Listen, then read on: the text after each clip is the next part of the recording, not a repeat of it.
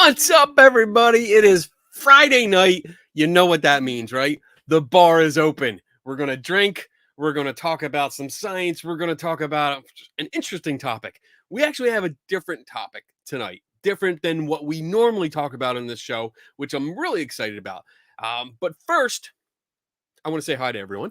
John and, Donna's here. Hello. Twice. Tiffany, Bob, JD, Melissa, Tim Thickers. What's up, Tim? So let me go over the rules before I get into what we're going to talk about tonight. Let me find my rules. There they are. So rule number 1 is you are welcome to oh geez, I'm screwing it up already. Are you drunk? Not yet. I'm trying. I was trying to pregame, but then because of the topic, I was like, I gotta keep a little bit serious because this is something I really don't know much about. Anyway, rule number 1 is this is open to just about any questions you want to ask. Staying on target, staying on topic tonight because it's not a paranormal topic, although we can link it to paranormal type topic things. We'll explain later. Rule number 2 is I don't know everything. And my guest knows a lot more about this topic, but she doesn't know everything either. So there may be questions we don't know, and we'll have to look it up, which we can do if we have enough time. Rule number 3 is the Patrick Swayze rule. Remember to be nice. This is open for discussion. You can have a good debate in the chat room. That's great. Ask questions. It's open to questions, but be nice about it. If you go rogue and just go crazy and become cause a ruckus. Can you describe the ruckus? If you cause a ruckus, Donna will boot you out of here because she's here. She's over here. I'm here. She's right there. What's on Kenny's face? Whipped cream. Shush, Susan. Rule number, where am I? You screwed me up, Susan. Rule number 4 is pretty simple. If you have a question for us tonight, put a Q in front of it. And that way it's easier for Donna to pick it out and throw it up on screen. And the new addition to that rule is that if you have a relevant statement to what we're talking about at that time, feel free to put an S in front of it so that Donna can see it and say, put it up there so it blends in with the conversation that we're having. And then number 5 is my favorite rule of all time, and that's drink up. Look, I have the original Kenny's special tea that matches my little guy right here. Hello. Anyway, all right, so I'm going to get this out of the way. I'm going to put my special guest up on there. This is my special guest frame, and I'm going to unmute and Don't cause a ruckus. Here we go. Hello, Janyce. Hi. Hi. So Janyce is with us tonight, and we are going to be talking about facilitated communication. And like I said in the beginning, this is not the normal topic that we talk about. It's not a paranormal related topic, although there's some areas that we can draw what are they called? Parallels to. And I think we'll get into that later. But first and foremost, for everyone that doesn't know who you are, can you do me a favor and just tell us a little bit about yourself? Sure. Right now I'm an artist, but I was originally trained as a speech language clinician, and I worked in a school system, several school systems, but I was trained as in facilitated communication, which was new at the time. This was in the early 1990s. FC actually was introduced to the United States in about 1990. 1992 or 1991, 92 was when I became involved with it. It was something that was, it was a new technique. Right. And it seemed like the thing to try at the time, and just things went from there. Okay. I can explain a little bit about my experiences with it, but I left teaching around 1998, and then didn't really talk about this topic for quite a long time until 2012, when there were associated with facilitated communication is false allegations of abuse, and there was a big case in 2012, and I got back involved with it. And from there, I didn't know a lot about what was happening with facilitated communication, and ended up educating myself. And now, as part of what I'm doing is I've got I'm a co-founder of a website called facilitatedcommunication.org, and we try to educate people about this topic. So, were you involved with it from like 91, 92 up to 98 when you left, or? I stopped using facilitated communication in 1992. Okay, so you were only in it for about like a year or two. Yeah. Yeah. Okay. All right. So I guess the obvious next question for all of us is, what is facilitated communication? What is this supposed to be? So facilitated communication is billed as a technique a communication technique to use with people with severe communication difficulties. So people with autism and other developmental delays.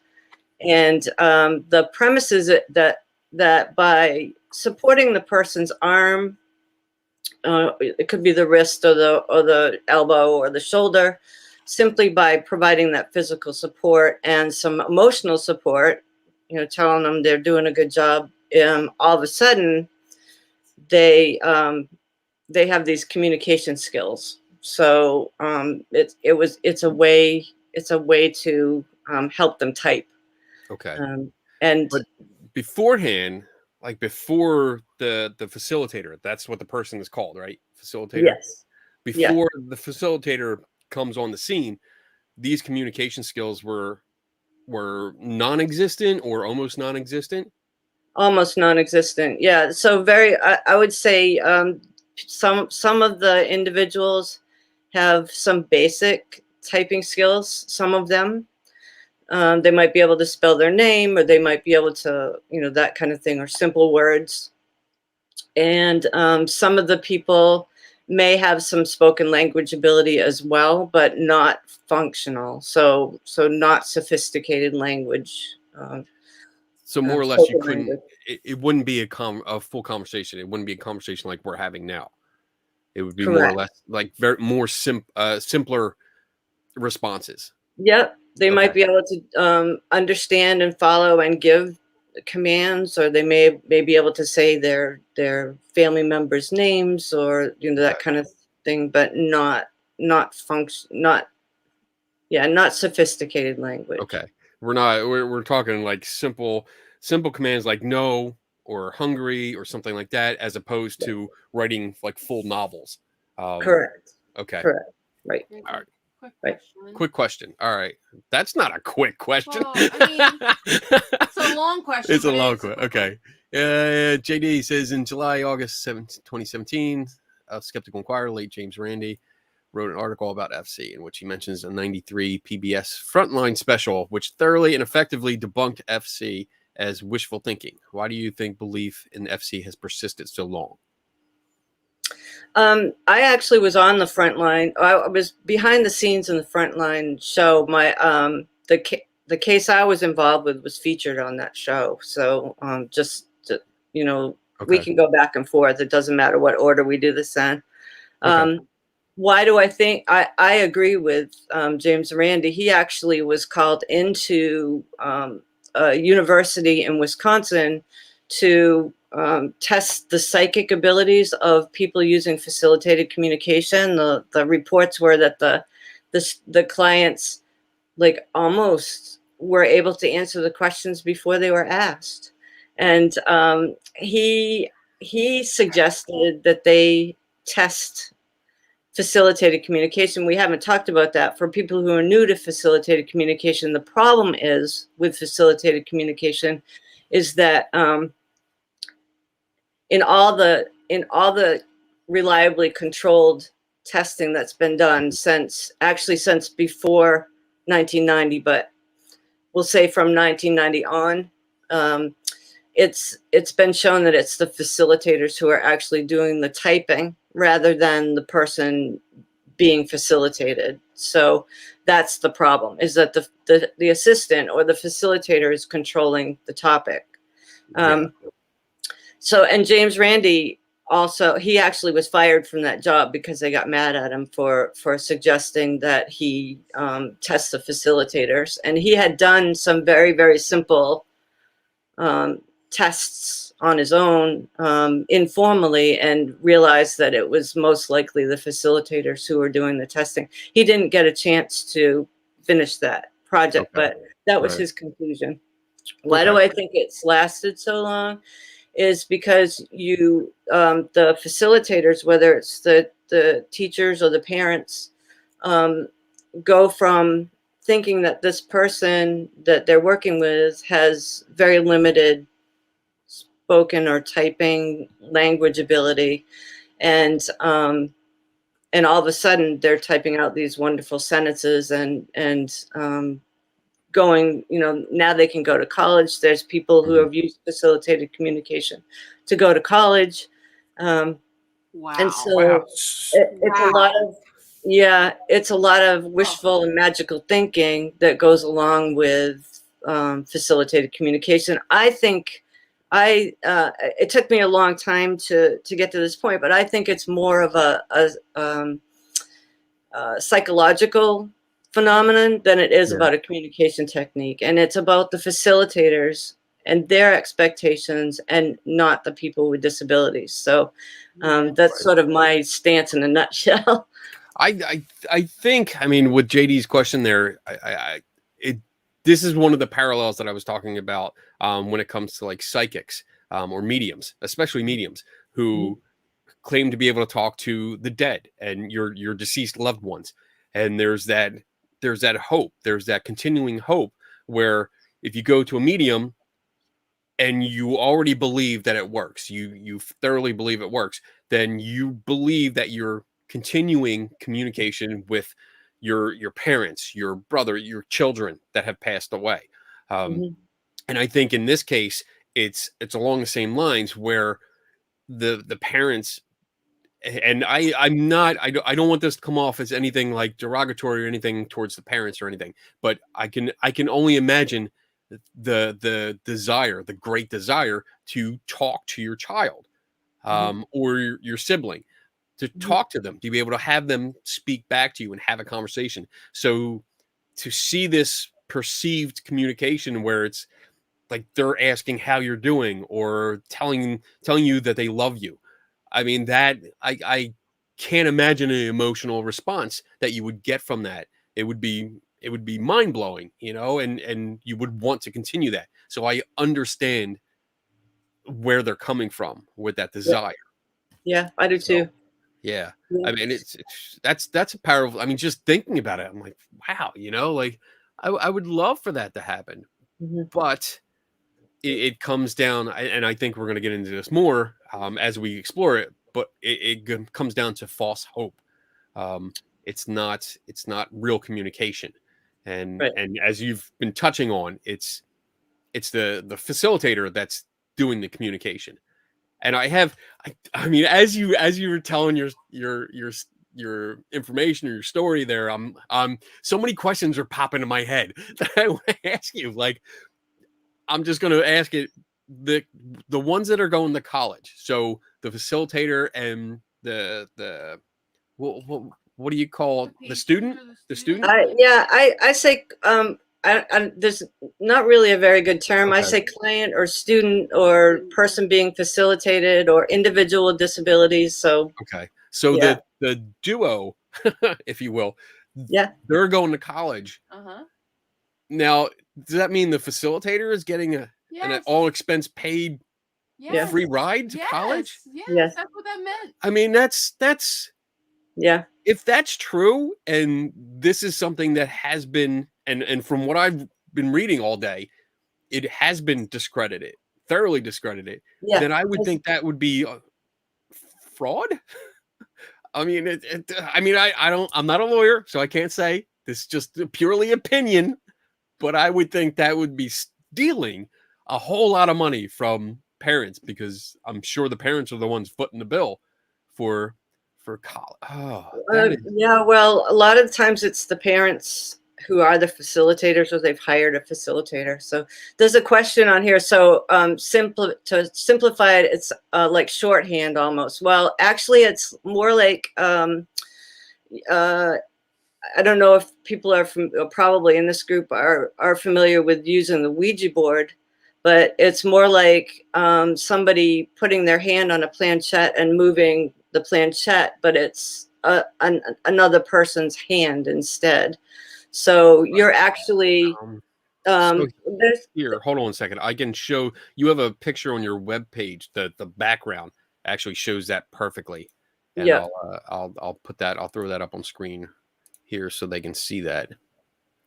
There you Right. go. Let me get So this out of this the is way. there's actually two different basic kinds of facilitated communication. It has like 17 different names now, because instead of fixing the problems with FC, the proponents of FC just have changed the names over the years. And I've actually got a document that says they changed it on purpose to fly under the radar, so they're aware of what the problem is, but they just keep changing the name. Oh, we're not talking about facilitated communication. We're talking about supported typing. We're talking about, so what you're seeing on screen here is one of the newer variations of facilitated communication called rapid prompting method, where the facilitator, and this is actually, they're not being facilitated. This is actually Catherine Beals, who is one of the contributors to our website, and her son graciously helped us out here. Okay. But so the facilitator holds the board in the air, and the person with disabilities points to the letterboard. Okay. Now, there's another kind, and that's called, the two most popular names for that right now are spelling to communicate and rapid prompting method. And then there's the traditional kind of facilitated communication, where you start off holding the person at the wrist, and the facilitator actually holds the person's hand. Now, there was a lot of criticism about that, because it's quite, if you're holding onto somebody, it's quite obvious, or more obvious, to see what the cues are in terms of moving the person's hand. Like, Right. and so There with was. spelling, Go ahead. I'm oh, go sorry. ahead. Go ahead. I Go was ahead. just going to say, with spelling to communicate, it's a little bit harder for people to understand, because the facilitator is holding the board, and that's what's moving. And it Right. looks like the person with disabilities is pointing to the board independently. So I think it's a lot more confusing for people to understand that they're actually both the same thing. Right. Right. Some of the videos that I was watching today, when you're talking about holding the wrist, I noticed because I was actually downstairs like doing it. I'm like, I'm watching them going, how do I explain this?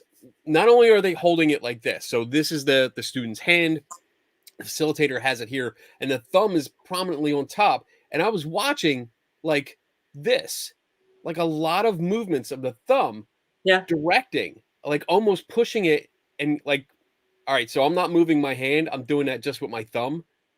And it almost looked like that's what they were doing. That was the prompt, like pushing down to get the finger to come up. Mm-hmm. And that's what I saw a lot of them doing. There was one video that had like 3 or 4 I guess families or groups, and they were all doing the same thing. And it was just amazing to me, because I watched it again, and we talked beforehand how I said that I was watching it without the sound, just so I could focus on what the visuals were. And watching that, I was like, everyone's doing the same technique. They're all pushing down on their thumbs, cueing the person. This is, now you need to point. Now you need to point. And it was just amazing to see that. And also noticing that the students, barely any of the students were paying any attention to the Right. board whatsoever. Right. Now they have an answer for that. They say that that the clients are looking out of their peripheral view. Well, some of them are like turned around completely, Right. I've seen in the Syracuse University is ground zero for facilitated communication in the United States, and they put out a training video in 1992, I think. I might be slightly wrong with the dates, 1991, 92, somewhere in there. And even in their training video, they had people, the students were standing up and physically moving their body away from the facilitator, and the facilitator had their eyes on the board and were tapping away, like, Right. And that's what I mean. You see that, and I encourage everyone that's watching, look up on YouTube facilitated communication videos and watch them. And yeah, the students are looking around, they're distracted by something else. Like the one video that we have that we're gonna play in a little bit. She's more concerned with a noisemaker. But they're looking around and hardly looking at the boards. Actually, in the video clip I was watching, it was a keyboard, like a keyboard system. Yeah. Which I wanted to ask you about anyway. But the one student, when he was looking at the board and not being, I want to say, controlled, he was tapping away at one button, like the same button over and over again. And yeah, so he didn't really understand. Yeah. So in that scenario, he may or may not have known what letters are, and he may or may not have known what to do, except that he knows that he gets attention when he points at the letterboard. So that's where he's getting some reinforcement. The queuing too can be very, depending on, I mean, now some of these facilitators have been facilitating with the same person for 20 or 30 years. So the queuing can be very subtle. So a lot of times there's something in applied behavior analysis called fading. And that's ABA is actually one of the evidence-based measures that work with individuals with autism, but it's a lot slower. And FC people tend to give really high rates of success. One of the leaders says 100% success rate. And ABA doesn't make any of those claims. It may or may not bring somebody to a level of independent functional language, but it's one of the better ways to the evidence-based ways to work with individuals with autism.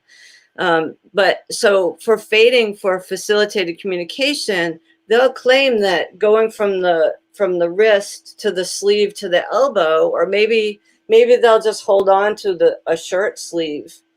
They call that fading, but that doesn't mean that the facilitator isn't still cueing the person. Right. You can get pretty sophisticated about cueing the person to move towards or away from a certain letter on the letterboard just by pulling on a shirt sleeve. Mm-hmm.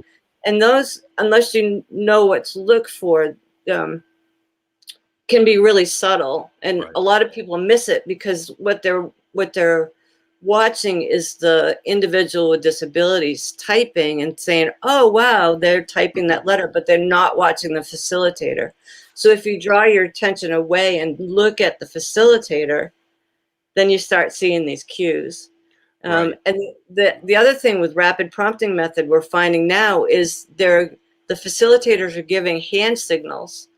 And those actually do occur usually in the person's peripheral vision, and your peripheral vision is meant to pick up movement, to capture like movement and mm-hmm. big shapes. So if the facilitator is saying, like, close your hand to press towards a button and open it to let go, over time the person has learned what these signals mean. Then mm-hmm. It's usually below. Especially on videotapes, they're really good at hiding these hand motions. And but if you're watching the facilitator, sometimes you can pick it up. Right. And this sounds a lot like there's almost a magician's misdirection and conditioned responses. That's what Yes. I'm hearing here, and that's what I'm seeing in these videos. Because yeah, it's focusing the attention of viewers on the amazing thing that's happening here, this communication. So people are looking at the board, and because that's the focus, even though like they're tapping on the board, that's what you're looking at, that's what your attention is drawn to, and you don't notice maybe their arm around them or subtle things. And I can't wait to show this one clip because it's Kind of mind blows your blowing. mind. It really, really is. And I feel bad like smiling or laughing, because the smile that I'm doing is because it's what happens when I catch somebody doing something wrong, doing something bad. That's what I'm smiling at. I'm not smiling that this poor student is being manipulated and used. Right. That's how I see it. Right. So this question from Melissa: in the event that the disabled clients are mentally disabled to the point that they don't know letters or words, as you mentioned, what's the point of this process with them to begin with? No, because facilitated communication all of a sudden unlocks all these previously hidden language abilities. So just by touching them or holding a letterboard in the air, all of a sudden, and giving them positive support, all of a sudden they have sophisticated language and comprehension skills. And they call it independent. It's kind of like those pharmaceutical commercials where at the end they have all the risks at the bottom in a really low tone. So they'll say independent with support at the shoulder and the wrist and the elbow. So the promise of facilitated communication is that if you use this technique, your client or your loved one is going to be able to type out sophisticated language structures. And they're taught in their workshops not to test the individuals. So there's no evidence that these individuals using facilitated communication understand language or literacy skills. In fact, that's what the double-blind testing is showing, where the facilitator doesn't know what's gonna happen in the test protocols. They're blinded to that. They're coming up with the result that the individual really doesn't know the answer. Right. And I mean, it sounds like it would be fairly simple to test something like this. Because if you're communicating, if you're asking the student a question and, as the normal routine would go, the facilitator would help answer the question. But if you take the student away and ask the question and then say, go ahead, go answer it, and then bring in the facilitator, then they are blinded. They don't know what question you asked. So now it's what do you do?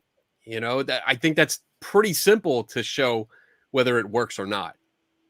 And that's yes. If you have people who are skilled at keeping the situation controlled, and what's happened in the Pro FC testing is this leakage. So the facilitators in one way or another know what the answers are going to be, and they can guess, and they can, in some of the testing, they even allow facilitators to ask questions of the individual and get clues about what the topic might be. So it can be a simple process. I mean, I can tell you, I went through double-blind testing, which is, I haven't really mentioned much of what my story was, but the reason why I have come to the scientific side is that I actually went through double-blind testing. Okay. And so I can tell you a little bit about what those tests were, if you'd like. Let's back up and a little bit and get into all right, so you were trained, you went to training, right, to be a facilitated communicator. So what was the training? So first of all, I worked with somebody who had been trained, a facilitator. The student that I worked with moved into our district already with a facilitator. And so at that time, they've kind of changed the rules. Now they're meaningless. The changes are meaningless, but they've changed the rules. But then you could work with a facilitator without going through the formal training and start your process as a facilitator. So I worked with a facilitator to get the basics down. She kind of sat with me because I was a speech language clinician. We weren't really sure what we were working with. I mean, there weren't the studies that are available now. So you have to go back almost 30 years. FC was brand new. It spread through the United States like wildfire. Mm-hmm. It was this big breakthrough thing. It was really easy because all you needed was either a keyboard, or you could even photocopy a letterboard like the one in our picture that you saw before, and use that. So it was inexpensive, it was portable, it was easy to learn, and so eventually I went to the training. And what you do, it was a 2-day training, and now looking back, I mean, I didn't know then the difference between like testimonials and anecdotal evidence and evidence-based testing. A lot of anecdotes. Wow, we're using this at Syracuse University and the University of Vermont. There was a program in Vermont too. I don't know if it was a university, but there was a program there from Vermont who was paired with the University of Maine. So in my head, I was like, oh, this is coming from the university, so they must have vetted it. It must be okay. And basically, by the end of the 2 days, you've sat around in a circle and you've tried facilitating with the other members in the group, and you have somebody watching you and saying if you're doing the procedure correctly or not. So that was it at that time. Wow. Yeah. I'm amazed, and I'm no offense to you, but I'm amazed that like in 2 days training, somebody can make someone that cannot communicate suddenly write novels and or plays or have full conversations. So it doesn't happen. It doesn't happen overnight. I mean, it doesn't usually. Okay. So we worked with the student slowly, and what they tell you, this is another problem with the training, is that they tell you to use like they call them close exercises. So it's like fill in the blank. The cat is jumping on the whatever, and you've got a picture of a cat jumping on a sofa or something, whatever it is. So the facilitator always knows the answer to the training materials, the early training materials. So all of a sudden, wow, this person spelled out sofa, and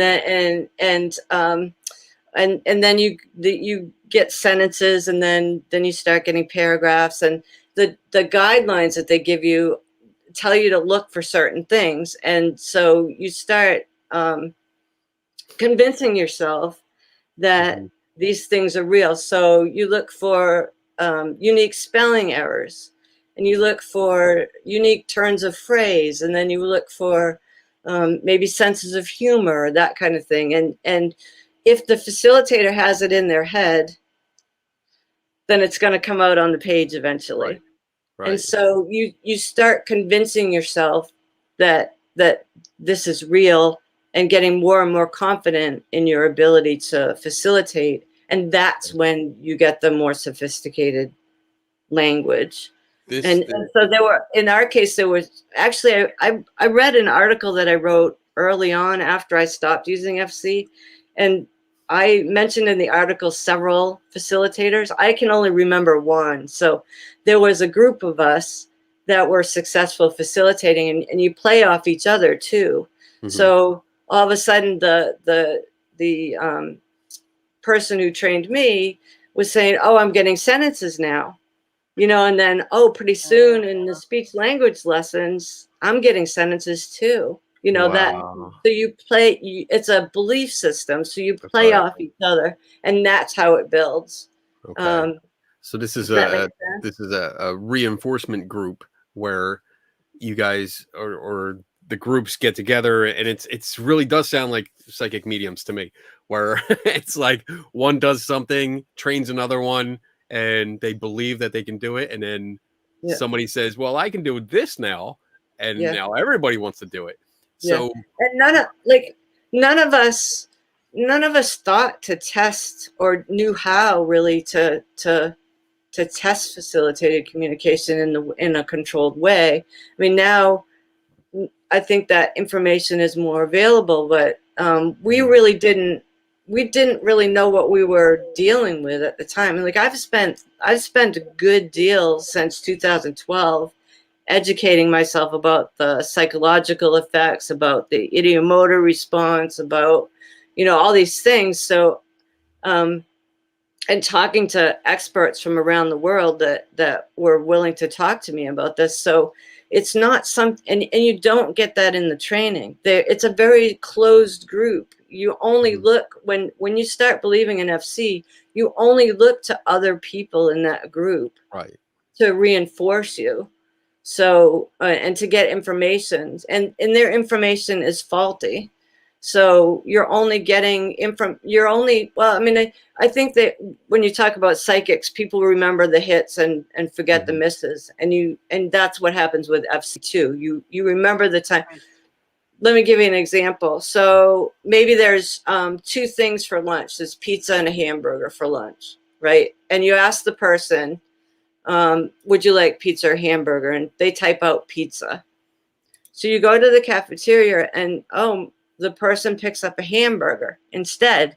And so instead of the facilitator saying that was a miss, they say, oh, the person changed their mind. Good for her for being able to change her own mind. And so there's never a time when that information is wrong. And you're also told to only or give more weight to the typed messages than to the spoken messages. So she could be saying hamburger the whole time or whatever it is and do something completely different. And the facilitator is only going to, whatever she typed out, no, you typed out pizza, you must want pizza, even though she might be saying hamburger. So in the facilitator's mind, there's always a rationalization to make it work. Even in Douglas Bicklin wrote an article in 1990 called Communication Unbound. And it was the article that introduced FC to the United States. And it went people went crazy with it. Now, in that article, somebody typed their name wrong. Her name was, I forgot whatever her name was. And the typed message was the wrong name. And instead of saying, oh, the facilitator typed out the wrong name, Bicklin, he's the leader of this thing, said, oh, well, maybe she just liked that one better, the wrong name better. Her name was Elizabeth, and they called her Bet, and she typed Beth. Her FC typed message was Beth. Nobody called her Beth. Her family members, her friends, they called her Bet, Bette. Okay. And the typed message was Beth, Beth. And so instead of saying that's wrong, the facilitator must have had control over that. They rationalized it and said, well, maybe she likes Beth better and just never told anybody about it before. So you've got all these built-in rationalizations that happen when you're looking to make FC work. Okay. And because you're not testing it, you're not supposed to test it because somehow it's an affront to people with disabilities to ask them to test it. I mean, these are people who are graduating from college, right? And they're also bringing false allegations of abuse against their families. Nothing can be more stressful than that. But they can't sit and type out information that the facilitator hasn't got access to. Yeah. So it's just it's all about rationalizations and making the facilitator feel better about what they're doing. And from your point of view, I mean, I can see how you see it coming from a university. Like you're saying, you're looking at this thing and it's new and it's coming from not just one but two universities, and I can understand your thought process then that you explained. You know, it's coming from a university. It should be good. You know, they should have checked it out. And let's go. And then you go take this 2-day class and realize, well, not at the time because you're learning it and you want to learn it. You get fed these information, these strategies, really, to make sure that you don't test it or that everything is justifiable, that everything will circle back around to this working. Because like just mentioning that, to ignore the vocal and just pay attention, put more weight to what they allegedly type out. That's a lot. That's saying a lot. Like, you know, like if I'm saying hamburger and you type out pizza, I'm going to be pissed if you give me a slice of pizza. I mean, I like pizza. Right. You know, nothing against pizza, but if you want a hamburger, I get it. You want a hamburger, but what the hell? I mean, that is classic. Like, that's classic deception. That's right. And I think a lot of the people in the chat room are saying that, like, this is deceptive. It's dishonest. It's unethical. I mean, I really think it's unethical. I'm getting angry about this. Bob's got a question. You mentioned that FC was introduced into the US. Where did it originate?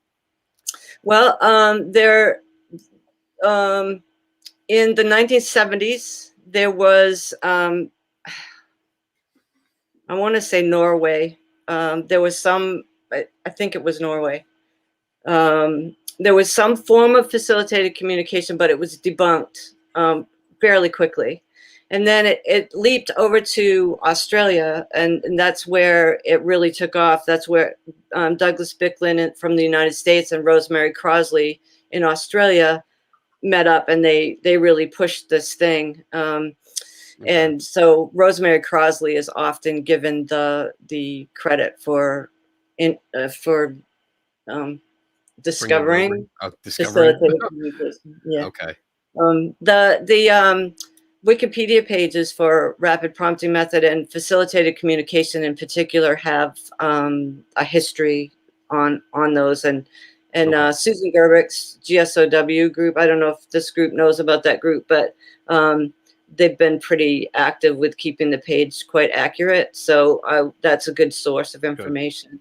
Yeah, Susan was in the chat room. Susan, if you're still here, put that link in if you could, for those pages. Or that particularly facilitated communication wiki page has a lot of the history. Okay. Yeah, and Susan's well known here. Now, one of the reasons why FC, I think, took off was that it was at the beginning of the inclusion movement, and there really was people with disabilities, and particularly people with severe disabilities, there's a history of treating them very, very poorly. Mm-hmm. And FC was part of that movement where all of a sudden these people were seen to have a voice, and some of them were actually moved out of those facilities because of facilitated communication. So that adds to the allure of FC, is all of a sudden these people had a voice, or were perceived to have had a voice. Okay. And I think that's partly why FC kind of took off in the way that it did. It was at the beginning of that wave of we need to treat people with disabilities better. So there's this much of truth in it, but not in the way that it's being. You can't type independently with facilitated communication because the facilitator is so intricately involved with FC that you can't. If you remove the facilitator, then the typed messages either go away completely, or they're back to those functional words. Okay. Yeah. The basic functional words that they can use. Okay. Yeah. So, all right. So after your training, you get into this, and what was your experience like? Why did you leave? Okay, so this is always a little bit hard to talk about. Take your time.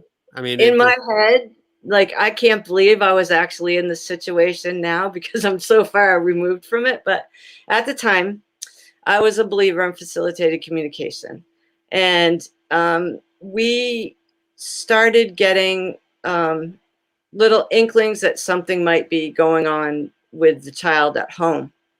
And once that, and you're told in the workshops that there's a really high abuse rate for individuals with disabilities, and when they start using facilitated communication, you might get disclosures because that's the first time they've been able to communicate abuse. So those things are kind of planted. right. I was You're working with primed this. for it. The other thing is trust is a really big thing with facilitated communication. Just like psychics can only read people who trust them and don't have doubts. And so Right. trust is a really big thing about facilitated communication. The child is trusting you. It doesn't, FC doesn't work for everybody. They're trusting you to communicate with. And so that's in your head as a facilitator. And she hit me one time really hard. And I think probably she just was tired of me being really close to her because you're sitting side by side. That's looking back. I don't know why she did it. That's probably a more reasonable Explanation. response. Yeah. Then what the leap I made in my head was that maybe there's something going on at home, an abuse going on at home. She's acting out in school.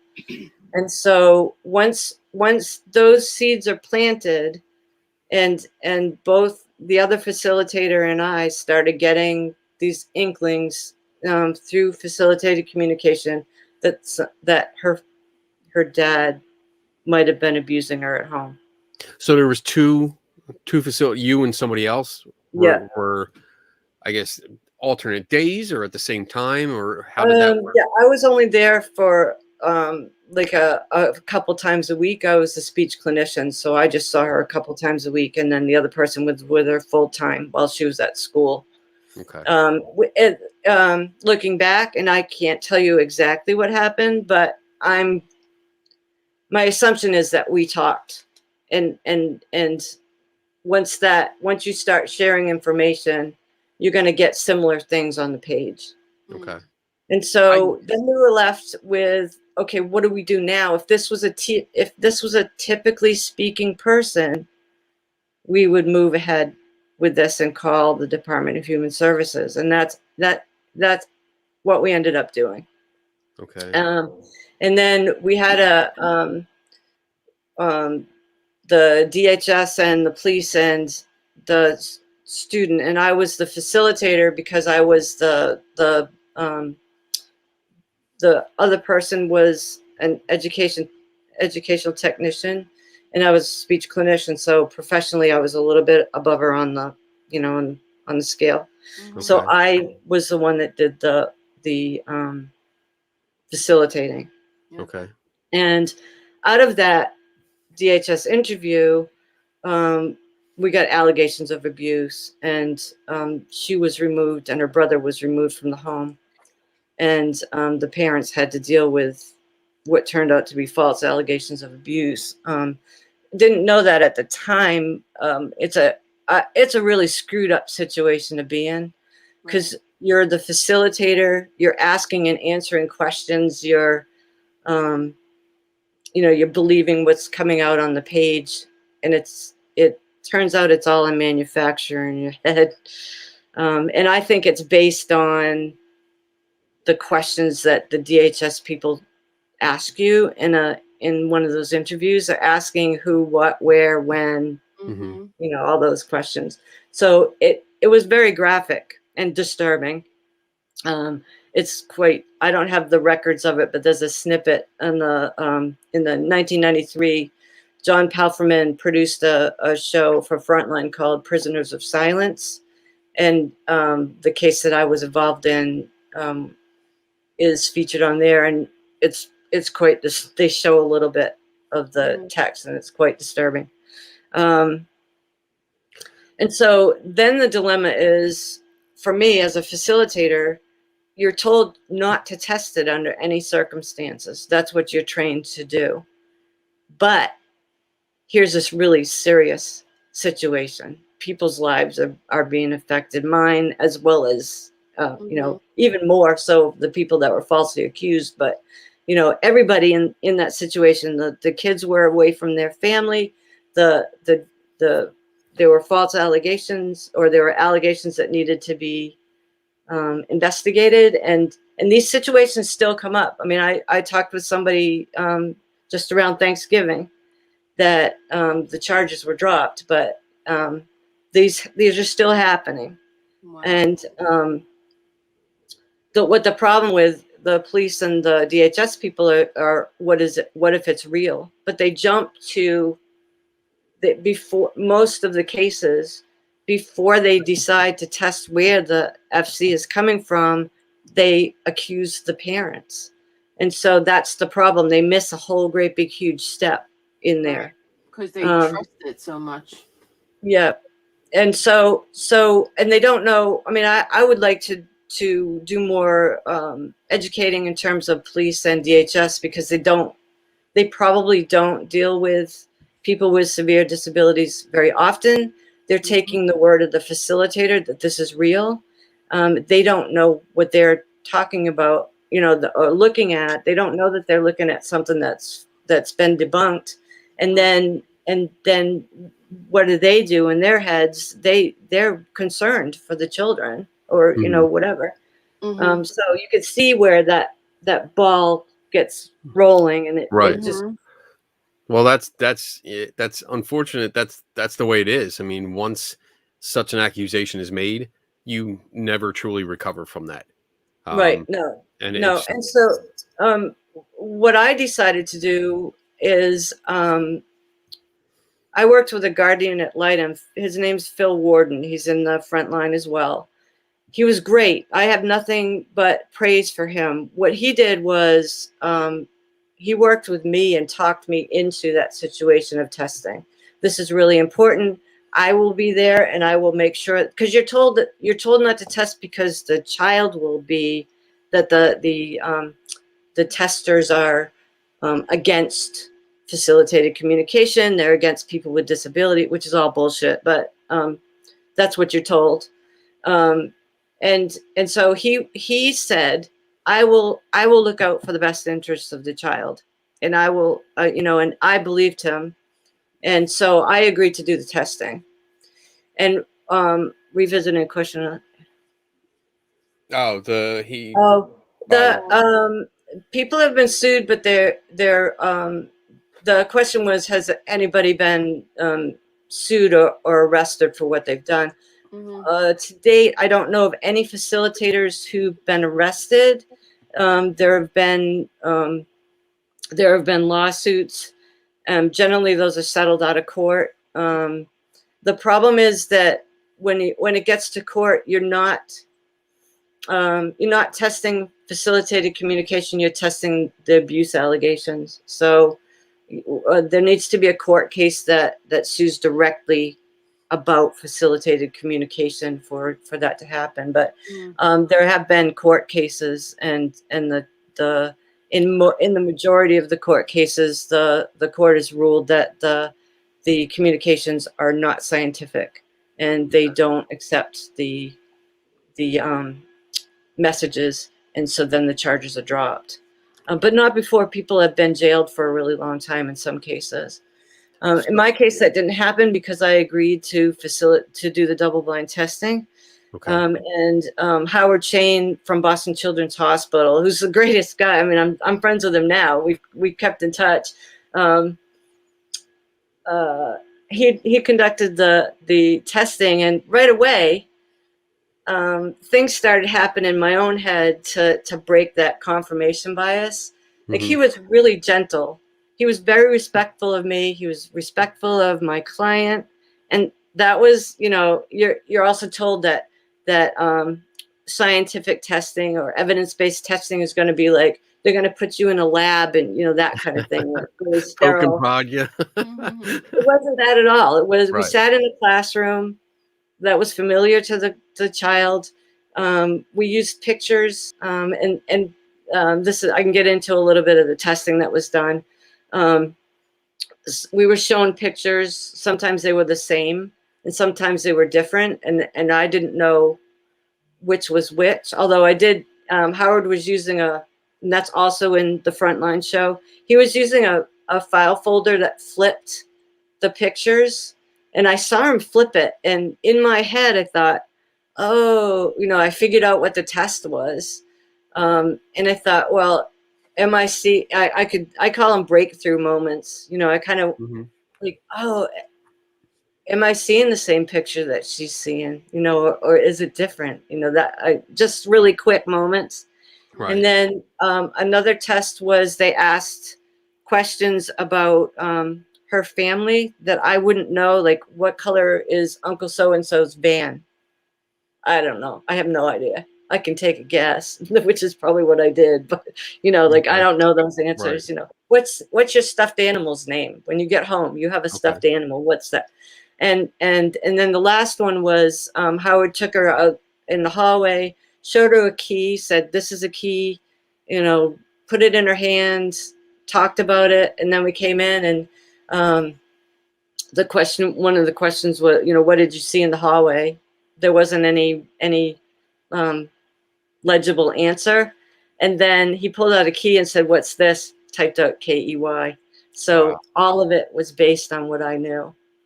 Okay. The whole thing.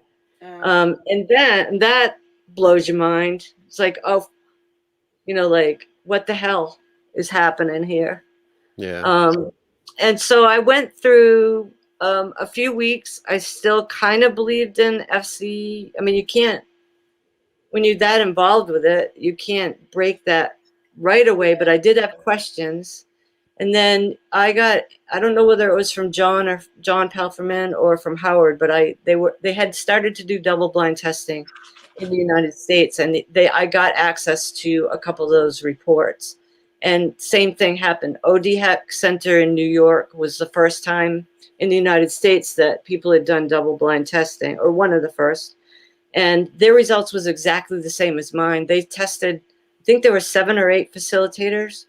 And I can't remember how it was, hundreds of trials, and all of it was based on what the facilitators saw, and not what the person with disabilities saw. So by then, like, emotionally, it took me a lot longer to understand and deal with what happened. My actions hurt a ton of people, and I had to come to grips with that.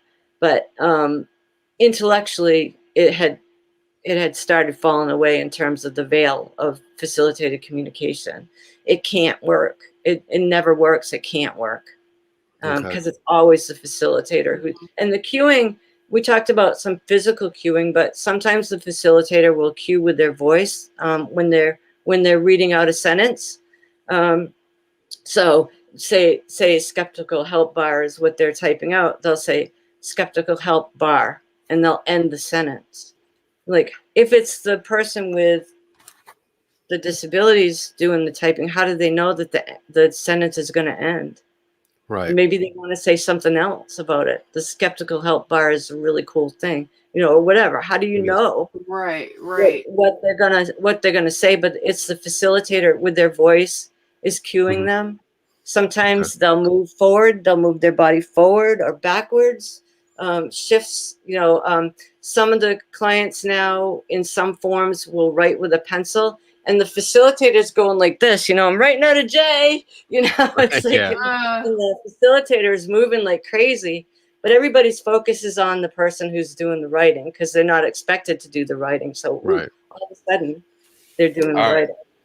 We are going to take our break because several people in the chat room really need to go. I love our chat room. All right. So we're going to take a break and come back. Trained very well. We're going to talk some more about this, and we're going to look at some videos and a whole bunch of stuff. So everyone, you have exactly 2 minutes and 22 seconds from now. Hey everyone, this is my store based on the theme of science and skepticism. It's here that you can find all kinds of shirts and hoodies, yoga pants, tote bags, the fanny packs I know you guys love, masks and pillows, all with science and skepticism as the theme. I even have hoodies for your pets. That's right, your dog or cat can wear one of these things. I also have a general store that sells more inspirational quotes or, drinking stuff because I like that kind of thing. I also have a store set up for our Three Tortured Souls podcast, which we do Saturday nights. You can find shirts and Tim Vickers' favorite drinking vessel, the mug. I also have a store tailored a little bit more towards my ghost hunting friends, Paranormal by I Am Kenny Biddle.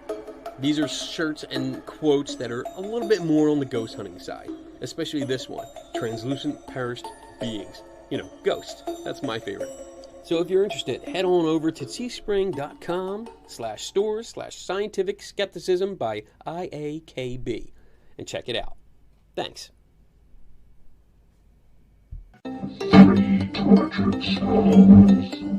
Are you tortured by what you see and hear about the paranormal field? Join us as we critically examine and question paranormal claims, science, ghosts, demons, cryptids, UFOs, ghost hunting technology, and much more are all on the table for discussion. Three Tortured Souls is a video podcast that streams live on Saturdays at 8 p.m. Eastern and 5 Pacific. Three Tortured Souls.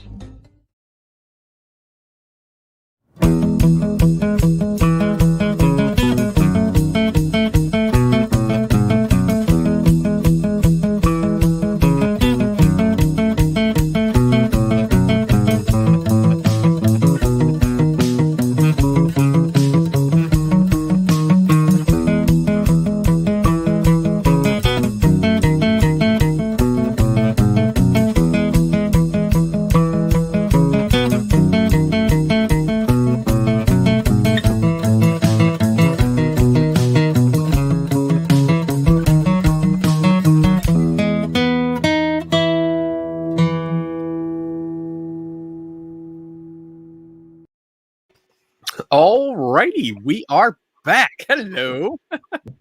Oh, that was good. I hope everyone sufficiently emptied things that needed to be emptied and then refilled what needed to be refilled. And we are back. All right.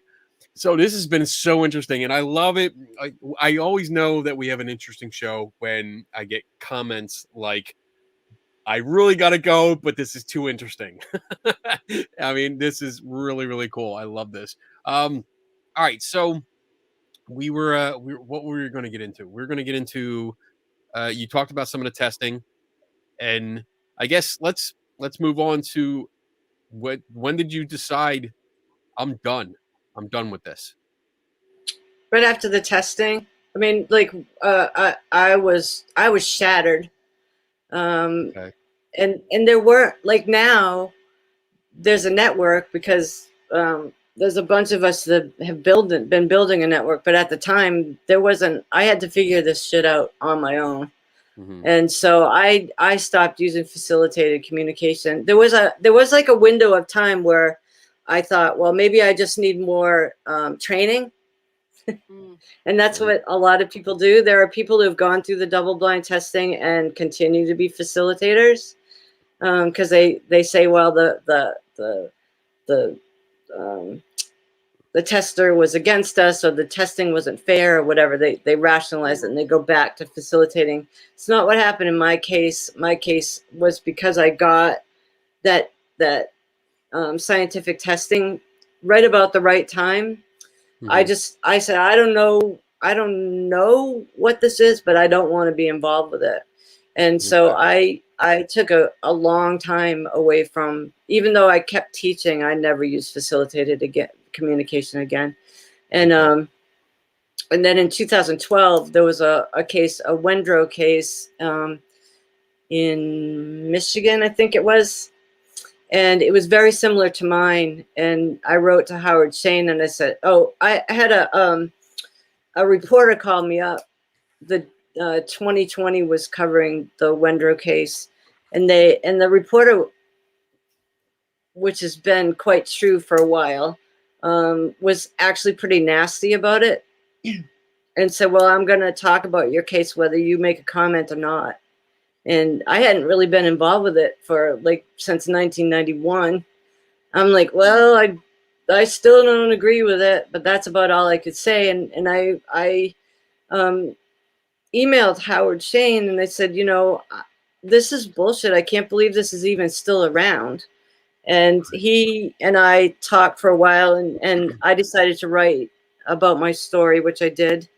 And then from there, people started emailing me. Experts from around the world started emailing me because, as far as I know, I'm not the only facilitator who's spoken out. The people at the OD Hex Center started speaking out, but as far as I know, I'm the only facilitator now that speaks publicly against facilitated communication.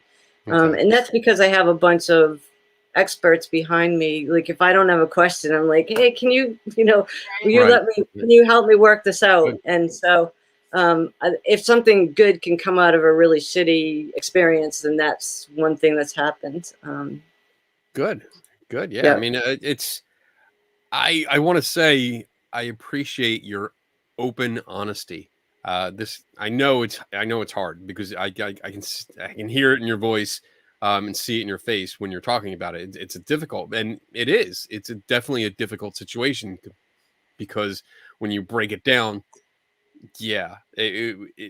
let's just say it was a shitty situation and you realized it. And instead of justifying it, instead of trying to cover it up, instead of trying to make excuses about it, you owned it, which is something that I promote on this show and the other show that I do Saturday nights. We promote the crap out of that. That's exactly how it is. If you screw up, you own it. You take the hits, you take the criticisms because they're going to come. You take it, you just take it and then you move on. You do the best you can to make it better. And that's what I'm seeing here is that you owned it and you're trying your damnedest to make it better by spreading better education, better information, and embracing the testing of this kind of thing. So I give you props. Thank you. I do appreciate what you're doing now. So thank you. Oh, look at that. See, it's so beautiful. That's nice. Thank you. It is. Because too many times this has gone wrong. This has gone the way of, well, I'm just going to, it was just a mistake. It was somebody else's fault. And I'm going to keep doing it. Psychics, Sylvia Brown. But, stuff like that just keeps happening. So, again, good job. Good job. To say simply. Well, I'll give you an example. There's a Rutgers University, or she was a Rutgers University instructor who she became involved with a person using facilitated communication and ended up initiating sexual relations with that person, essentially raping the person, and she still believes in facilitated communication. And she was indicted on 2 counts of sexual assault. Wait. Facilitated communication. The facilitator raped She fell in love with the person she was facilitating and believed that the information was real. And he was profoundly impaired. Wow. And Wow. Yeah, and she still believes in it. So it's not still free? going Is to, she not in prison? Yeah. She's in prison or free? I believe she's in prison. I believe she had jail time. Good. I believe she had. Wow.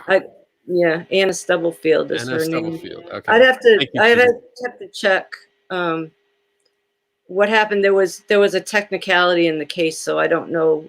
I think she pled to lesser charges, and I've lost track of. That was a few years ago. I've lost track of what happened to her, so I'd have to double check on the facts with that. But it's Anna Stubblefield. If you Oh, I'm looking it up. Oh, I'm definitely looking that up because horrible. No, yeah. Oh, so here it The is. only thing that I could think to do was to move forward, to educate people. The facilitator that I worked with said to me after the testing, if that was me in that seat, then the results would have been different. And I knew because I'd gone through the testing. See, that's the difference between me and that facilitator. And there was no way that, like I know something that most facilitators don't know Right. because I Yeah. went through double-blind testing. As late as 2012, people were still receiving awards based on FC. Bicklin, yep. Wow. Is FC still as popular? Oh, yeah. Oh, it is very popular. It's under the facilitated communication has somewhat of a mixed bag now because of all the bad press. Um, in 2010, the Bicklin ran a program at Syracuse University called the Facilitated Communication Institute. And in 2010, they changed the name to Fly Under the Radar, quote unquote. I have a quote in the newspaper that says they changed the name to Fly Under the Radar so they could still continue using facilitated communication. So facilitated communication now at Syracuse University is called supported typing largely. It's still, FC still appears on their website, but they mostly push supported typing. And then there's the other kind, which is rapid prompting method and spelling to communicate. And there, right now, there's a movie out called The Reason I Jump, and it's based on a person who wrote in Japan who wrote a book, supposedly wrote a book, but he was using facilitated communication. And they've based this movie on that book, and they're using it to educate parents about how to deal with people with autism. And so and Oh my um, the I can list a few of these are just a few of the universities who have programs. Penn State and Harvard Extension School just graduated. Harvard Extension School just graduated somebody from their class that was using facilitated communication. Penn State just did a 3-day workshop on spelling to communicate. Cal Lutheran in California, they they have a rapid prompting method program, and they just got 2 grants. I think it was I don't know the exact amount off the top of my head. I think it was over $100,000 worth of grants to improve their program, to train people, facilitators, and students. Syracuse University, University of Virginia has a spelling to communicate program.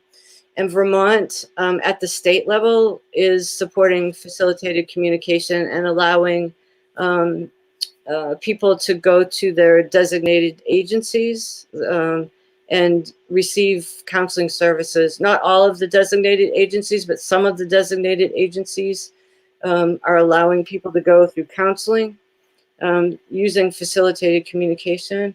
And they also Vermont reimburses people for Medicaid payments for using facilitated communication. So it's a shit show. Yeah. Yeah. I mean, that's hundreds of thousands of dollars for bullshit, like total bullshit. Yeah.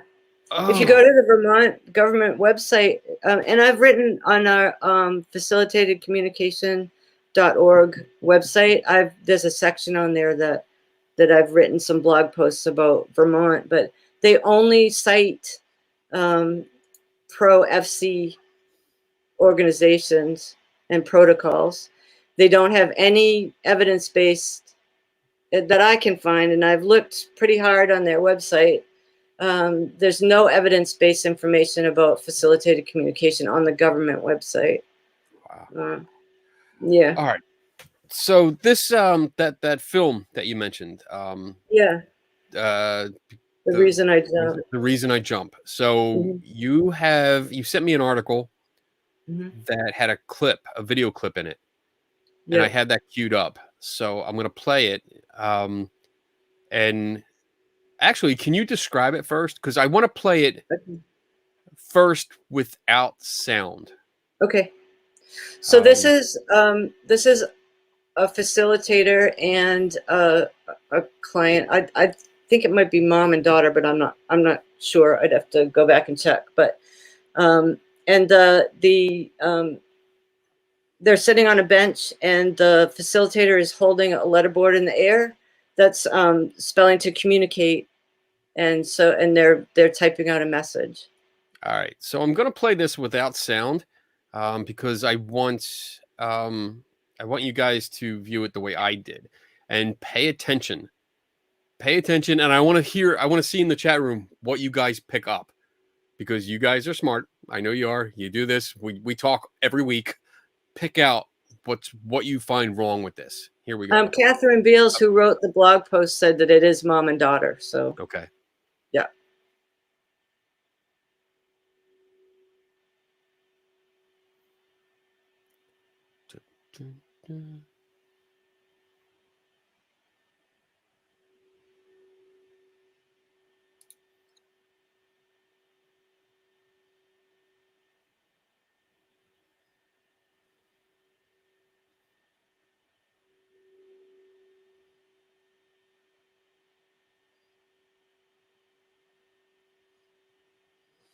It's so quiet.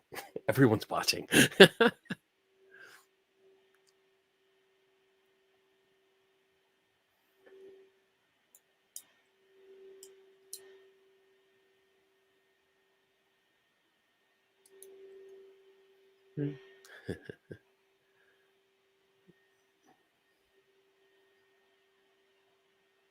All right, and that's it. All right, so talk about this a little bit. What's wrong with this? Well, first of all, you can keep in mind that this isn't a Sting video. Susan wrote, keep in mind that this isn't a Sting video.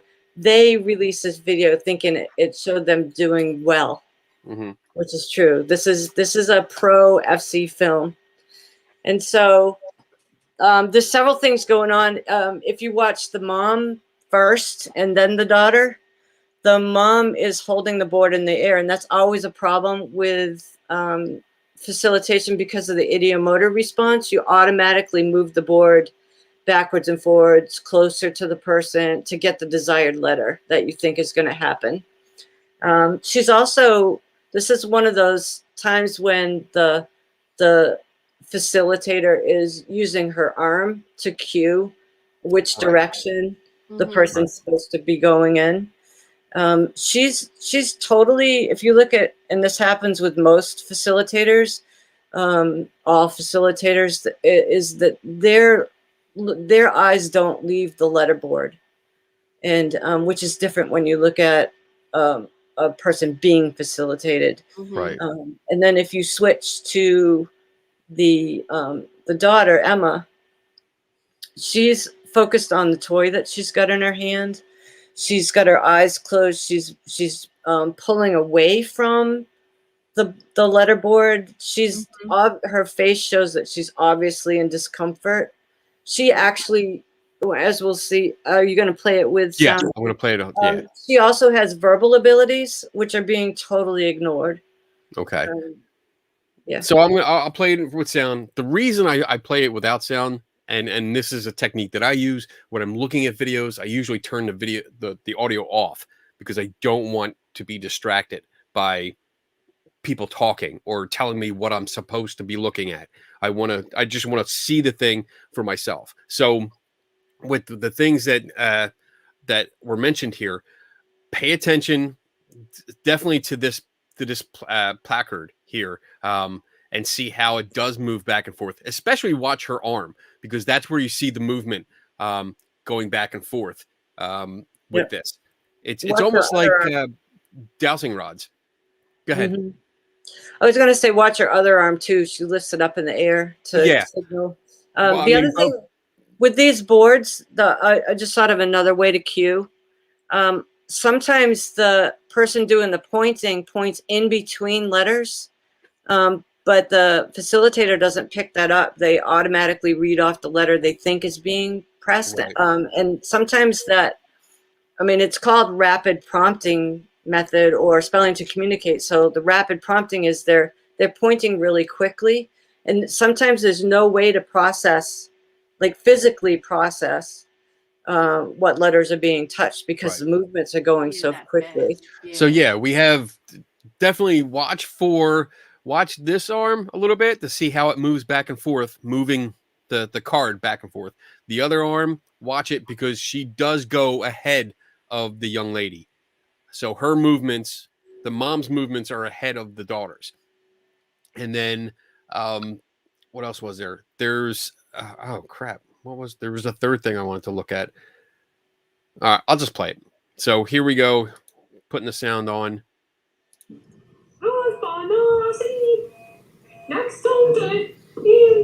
Please don't assume that every word I speak is what I intend to say. Making sounds with your mouth isn't the same thing as communication.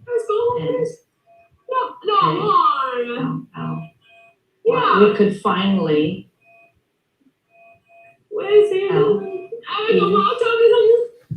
let E A C H O T H E R. Could finally let each other. Come on, no, no, I don't have fast. No, sing. W H O. How W E F E L T. We could finally tell each other how we felt. No more. It sounds like she was annoyed by the music. It was bothering her too. Well, she was doing that. Sounds. She's doing that. No, I think she's pressing, right? she is pressing it, and she was also like, there's a couple different things going on. They were showing what the narrator, who's the person from Japan who supposedly wrote this book using facilitated communication. They're showing what he was saying, and then they're showing what the mom was typing, and they're showing what she is saying. So Emma is saying no more, no more. She wants to go home. Right. And the mom is typing, we could finally let each other know how we felt. And so I don't know anybody who can type, like even a typical person. I don't know how you can type one thing and say something completely different. Right. I don't know how those two activities can coincide. Right. And so to think that she's saying no more, no more. Can we go home? That's what she means. Right. You could see it in her face. There's so much going on. Like you said, the daughter is saying one thing and kind of moving her. She's tapping out something. And to me, that looks like a pattern. That looks like a rehearsed pattern. This is not something she's trying to communicate. This looks like a rehearsed pattern that they have worked on. And that mom has trained daughter to do, and she's helping her. That's what I see. I also see a problem because mom is also trying to talk, but deciphering the letters. Like that amazes me that if anyone types out just letters on a board, I'm not going to be able to figure out what they're saying. I'm not going to be able to separate the words. That's part of the FC training. You've got to take the training. Oh my God. No.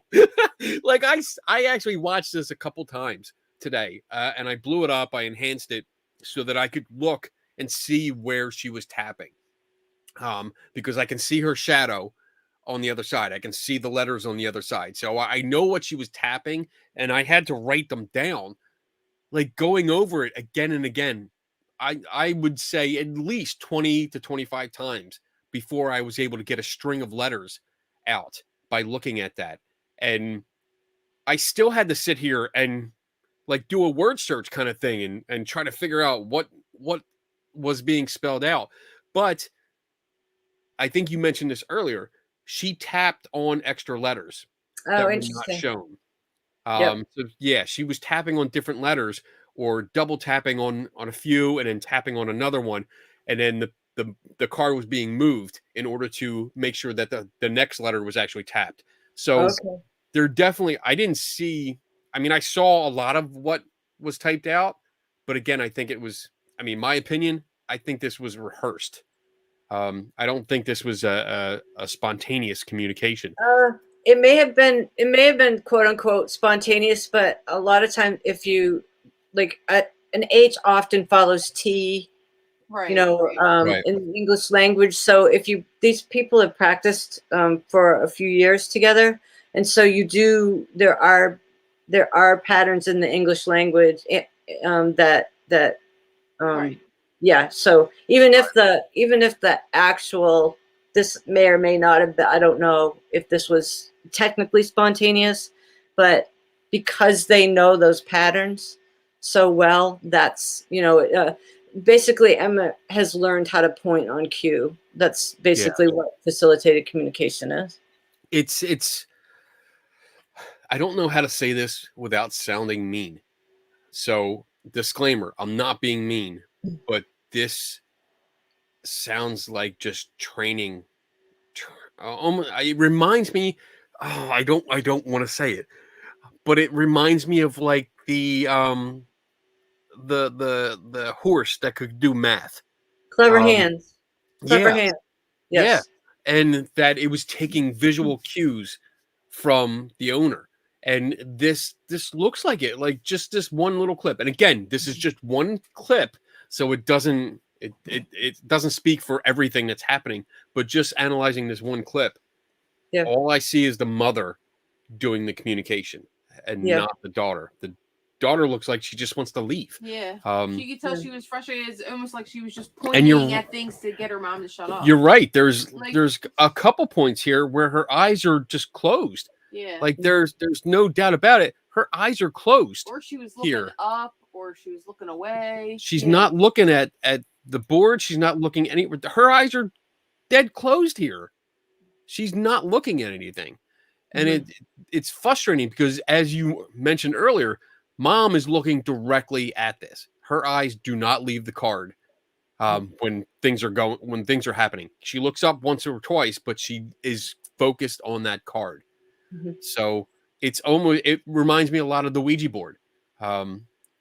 When players are playing the Ouija board and they know where they want to go, their eyes dart to the next letter they want to go to. And that's what we see. That's what I'm seeing here. The card is being moved, and you can see it. You can watch it. Like, I'll turn this off, but watch that card. Look at her arm. There it goes. It goes a little bit there, but you can watch it going back and forth. That went over a lot. I mean, her hand is moving, though. Right, but we're getting There's two things. Yeah. There's a lot going on. Yeah. There is. I know this 1 minute clip is Catherine Beals found this clip, and she's like, it's amazing. This is facilitated communication in a nutshell right here. Right. I mean, Mm-hmm. it's there's a lot going on in this picture. And now the tragic thing about this is there are evidence-based methods and technologies now that allow individuals to communicate independently, like truly without an assistant. And for somebody with autism and her abilities, it's likely that some of those methods would work. And so to some degree, she may not ever get to the point where she can do sophisticated sentences like we could finally let each other know how we felt. Maybe she could never get to that point, but she could learn to communicate independently, and those thoughts would be her own and actions would be her own and not controlled by the facilitator. Okay. And that would be great. That would be really cool to see. But yeah, like this is I want to say sad. Like, I'm sad watching this because it's not real. And I feel bad for the mother because I think she truly wants this to be real and she truly believes that it's real.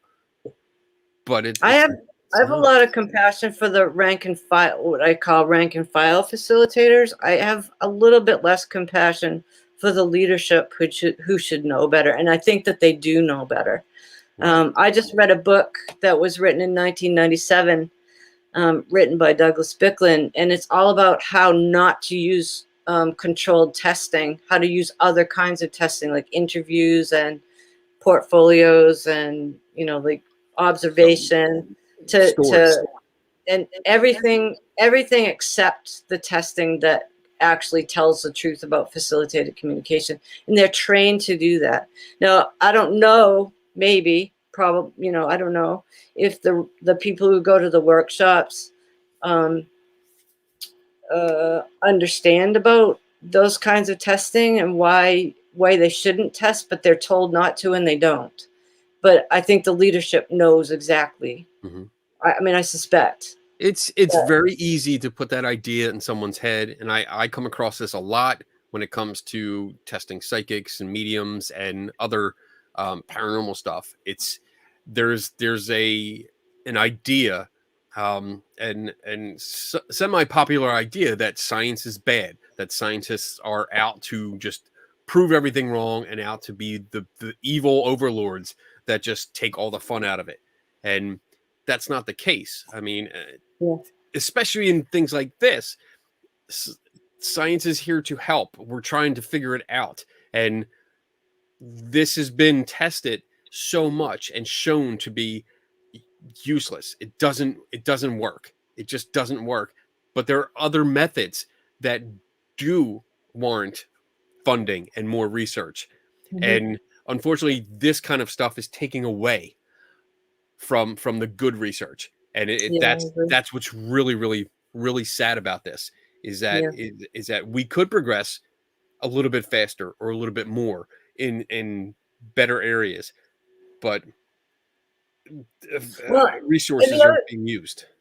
The other thing is that there are individuals who may not have the kind of language that we would like them to have, and they can maybe point to something or make their needs known somehow. But and what FC does is masks the ability for us to accept those people for who they are and not who we want them to be. Right.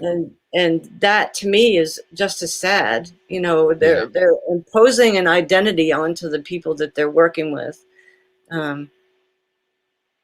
I've actually, as a facilitator, like I read about these evil overlords and then I actually met them. They're doing some really good work for people with disabilities. It's like Howard Shane worked with Stephen Hawking, and he was one of the first.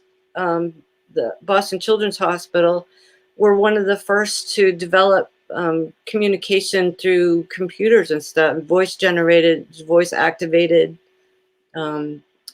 communication devices. Those big, when computers first came out, personal computers, they were huge. Yeah. They screwed one to a wheelchair of this guy that had cerebral palsy, and they found a way to make a keyboard that he could use with his limited ability. And this was in the 1980s. This is before facilitated communication got big. And so when Howard Shane says to me, FC isn't real, then I'm going to believe him over the people who are just teaching us how to hold each other's hands. Right. Especially when they're teaching. Part of the teaching is to tell you, don't test this. Don't test. That's to me. And again, I'm in the same boat. Like, if you would have talked to me 20 years ago, I probably would have said, well, let's not test it because scientists are evil. They're the bad people. They're just trying to mess up everything. But now, as soon as I hear, well, don't test it, that's a red flag, big red flag. Alarms go off, and I'm like, oh, you now have my full attention. Let's talk about why we can't test this.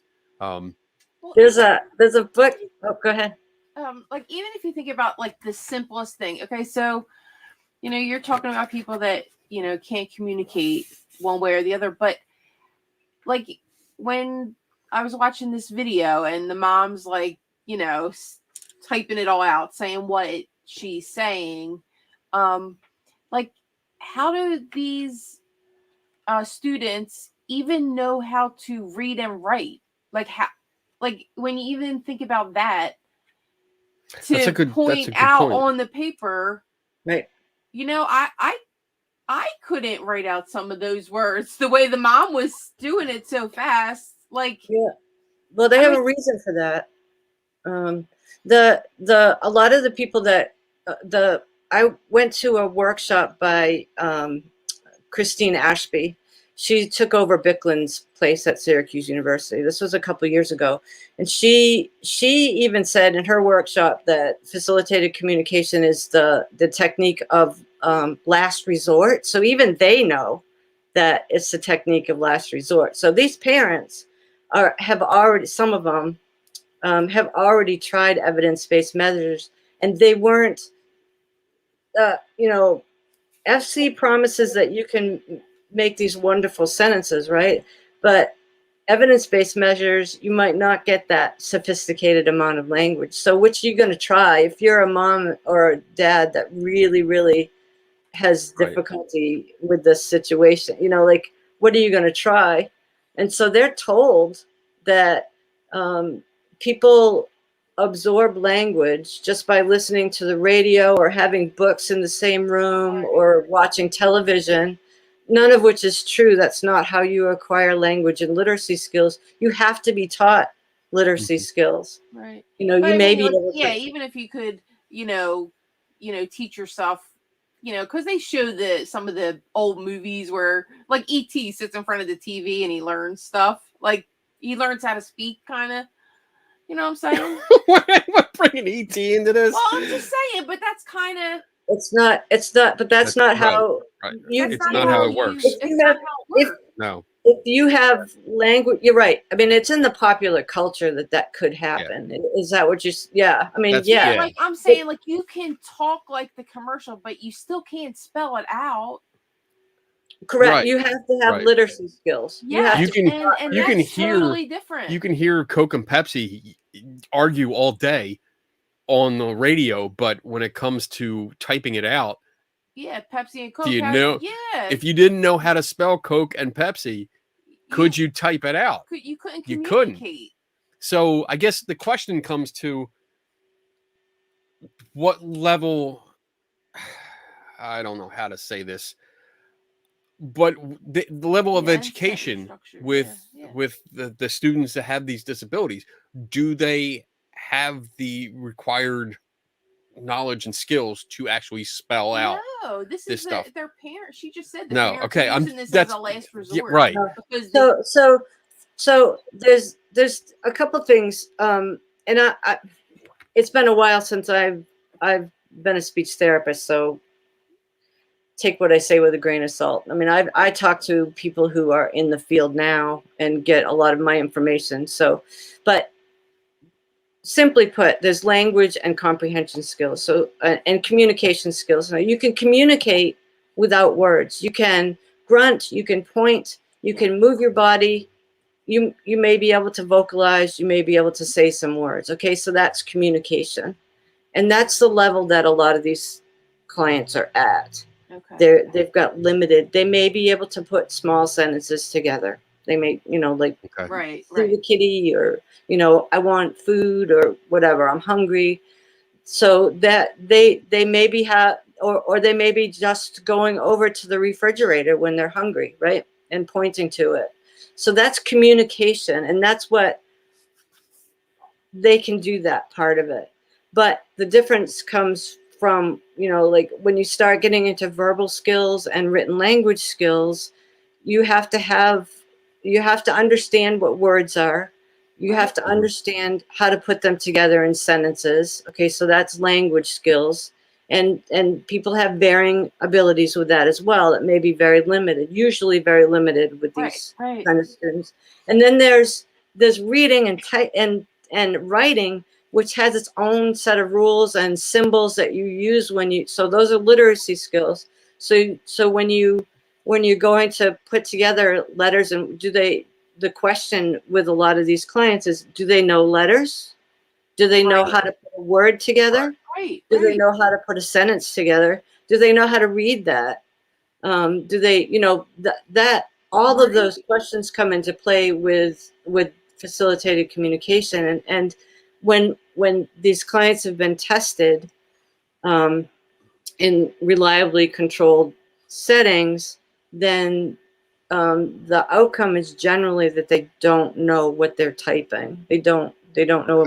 Okay. Some of them don't even know what If- there was a test that was done in 2014, and the facilitators were blinded. The testers actually tipped the typewriter, the letterboard, upside down, so no letters were showing, and the clients were still facilitating, so they didn't even know that typing, turning the letterboard over, they didn't know what that was. They were just pointing because that's Right. what That's facilitated what they do. communication. Okay. Yeah, I mean, Does that if clarify things a little bit? yes, yeah, because but I'm just saying, like, if this person has gotten to this point, where nothing else is, nothing else could help them, communicate. Now all of a sudden, this is a miracle where they're writing sentences and they're communicating. Like, where are not there has to be red flags going off. Like, I think this is a case where blind hope trumps the logic. It's when the desperate parent sees something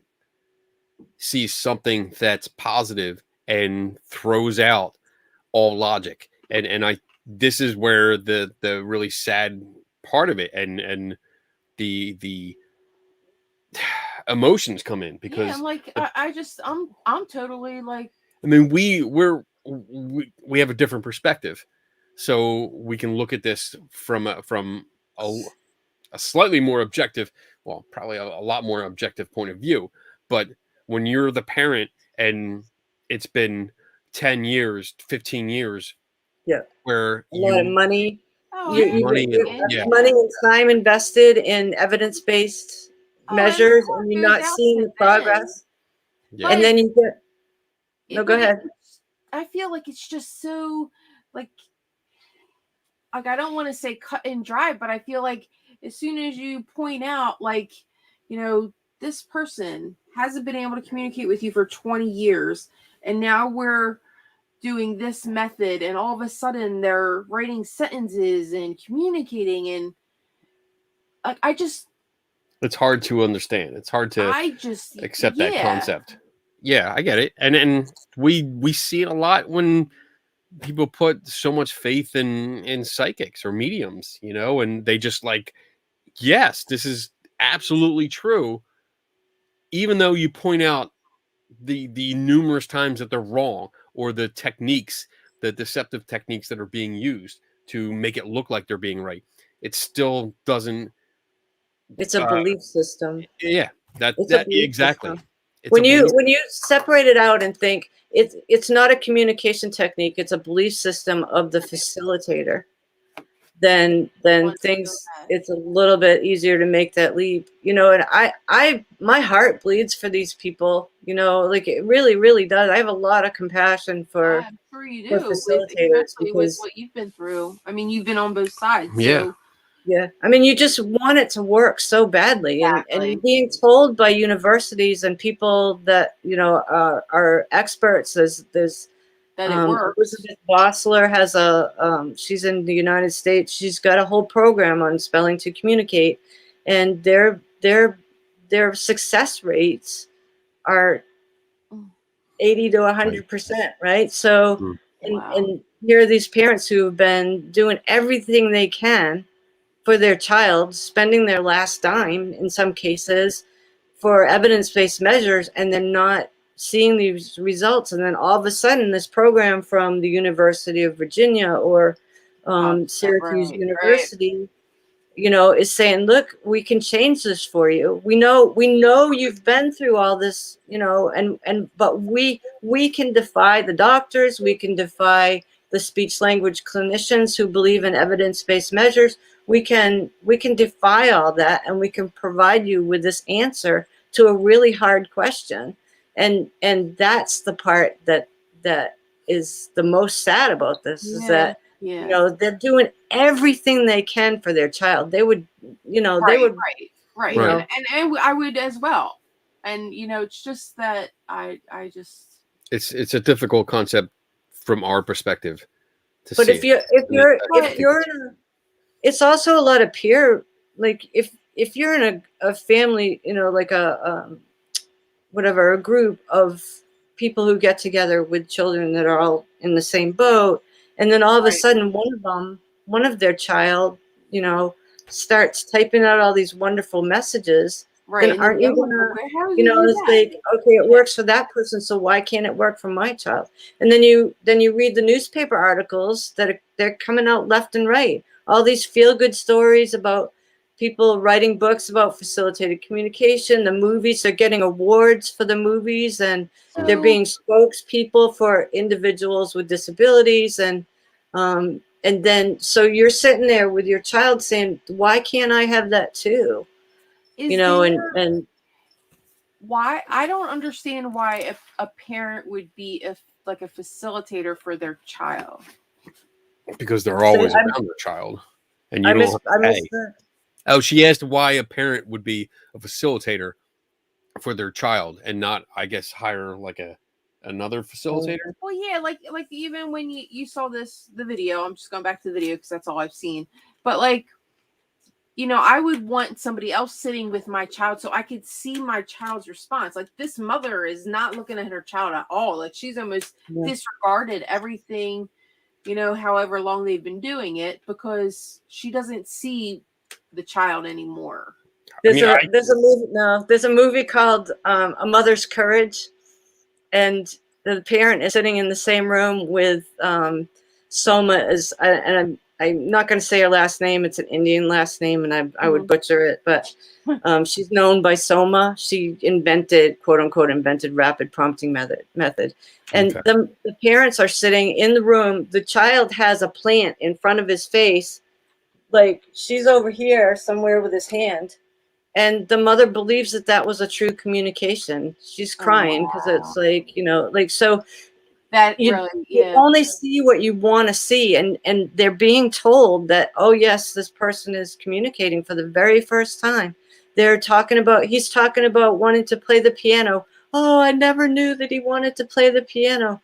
And so it pulls at your heartstrings more than you think it's going to. And if you're a parent or an educator, in some cases, in that situation, if you want to help, you want it to, And I mean, it financially it makes sense too, because if you're going, I mean, you have the extreme that we talked about earlier, where parents are sending their child and the facilitator to college. Right. But the other extreme, like I would want to learn. The other extreme is that instead of paying someone to be there a few hours a day, all you need is a piece of paper. You can go take the 2-day course yourself, you know, and then say, oh, well, I'm here all the time. Now my child can talk and communicate all the time because I'm always around. Just a horrible therapy for the parent. It probably gives them joy, you know, when you're going through that. Did they ever realize that all this was just them? Like what Janyce has gone through. Like if you realize, you know, I think that for the most part, like Janyce's case is different because it wasn't your own child. No. So, but she still went through the. No, but there have been abuse cases against like moms facilitating against the dads. Wow. Okay. Yeah. No, this is nasty. Oh man, that's like those extreme divorce cases where they use the kids. This is like the extreme. Yes. Wow. Yeah. There's also been facilitators working, the same facilitator working with two different people, male, female, and they're talking about getting married and what they're going to do on their wedding night. Wow. And so, you know, you take I think when people first hear about FC, it's sort of like, oh, you know, like, but it's really, there's lots of layers to this. It's really complicated. Yeah. And it starts with a belief in facilitated communication, you know, like, and And then you start thinking that, okay, I thought my child was disabled, but really they're a typically developing person in a body that's failing them. And so you start thinking in that way, the parents or even the teachers or whatever, the facilitators start treating the people differently, with, like, as if like They a want them 6-year-old to. all of a sudden Exactly. is going to be going to college, and you have all these hopes and dreams that are put onto that person, and so I don't know that a lot of the pro FC literature say that they were skeptical at first, but they kind of grew into it. So you don't even know. There's a movie called Autism is a World, and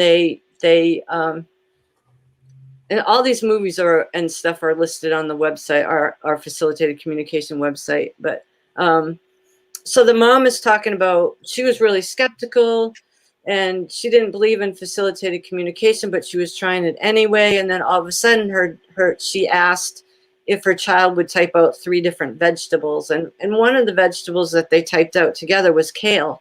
And so the Kale. And so the mom was like, she doesn't know what kale is. She doesn't even like kale. I don't cook kale. It must have been independent. And so the mom in her head made that shift, Right. and the common denominator in that situation was the mom knew about kale and the mom was facilitating. But Right. that's not how she viewed it. She wanted FC to work so badly that and there's no way to test it, right? So you're not supposed to test the question, Right. the written language output.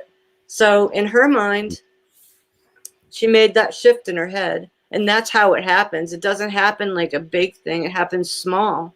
And then, so once you see kale, what's the next thing that's going to, Right. prove that this is real? Wow. All right. You know what? Before we're getting almost to 2 hours. This has been so much fun. I mean, it's been sad, and a lot of comments have said, this has been a sad topic, but I hope it's been informal or informational to everyone. I hope everyone has gotten a new idea or, learned about something they probably didn't know about before. I want to play a video. I'm not going to play all of it because it's 3 minutes long, but I want to play the video that I had referenced earlier and get your take and everyone in the chat room's take on this. So let me take off our thing here and go to there and start playing this. Autistic nerd, Corman. What? What did he say? Okay, you can be an honorary autistic nerd. All right, what do you think about it? What do you think about other people? They're all taken. See? It's not just you in your own house. They're all taken. What do you think of that?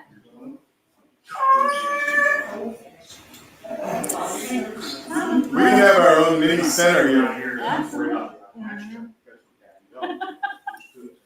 Tell me what you want. What do you want to tell me? I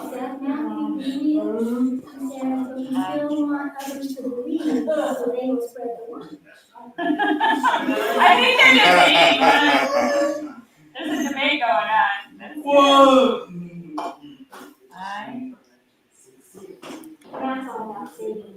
I love it. So this is the No, part we're that I was saying talking that- about before. He takes his hand away. Yeah. It'll come through on the break. Hey, They're all moving it around. Seth's talking, John. Seth and Lindsay are talking. Jake.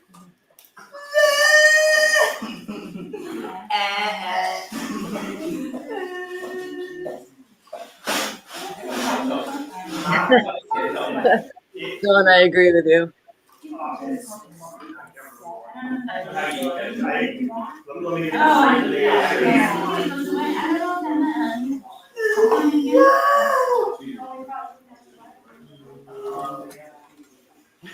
think they're feeding off the energy in the room as well.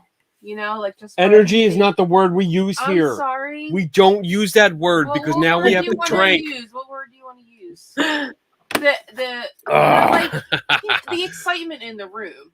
All right, You can so tell they're, it's just like when kids are playing, and if you get excited, they all get excited. there were parts of that, and the one gentleman, the one student with dark hair, where I spoke up, where when the facilitator let go, he started typing. He went up like 3 keys and then started Right. typing the same key over and over and over again. And she was like actively trying to grab his hand back.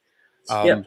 And Right. that's what really stood out to me. Like, you're not helping him communicate.